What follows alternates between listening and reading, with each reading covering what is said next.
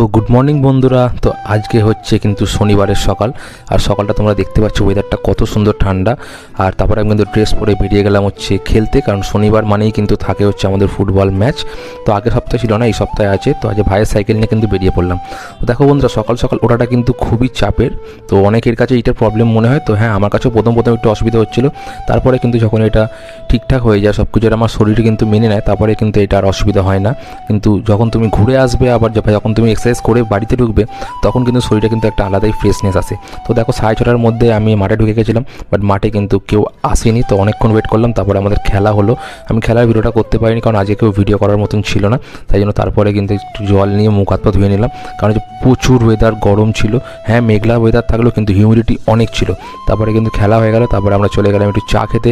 তো চা খেয়ে তারপরে আমি বেরিয়ে পড়লাম হচ্ছে বাড়ির দিকে।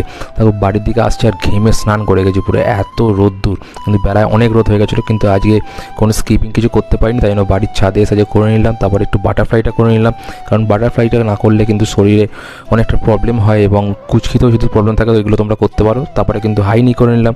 হাইনি করে আর পারছিলাম না, শরীর জন্য হাঁসফাঁস করছিলো। তারপরে একটুখানি বসলাম, ছাদে গরমটা দেখে তোমরা আমার মুখ দেখে বুঝতে পারছো। তারপরে নুন চিনির জল খেয়ে নিলাম, এবং মা সঙ্গে সঙ্গে দিয়ে দিল হচ্ছে ব্রেকফাস্ট। যে ব্রেকফাস্টে ছিল কিন্তু হচ্ছে রুটি তরকারি আর সেদ্ধ ডিম। তো চলো আমি ব্রেকফাস্টটা করে নিচ্ছি। ভিডিওটা ভালো লাগলে কিন্তু একটা লাইক করে দিও, আমার চ্যানেলটা কিন্তু সাবস্ক্রাইব করে দিও।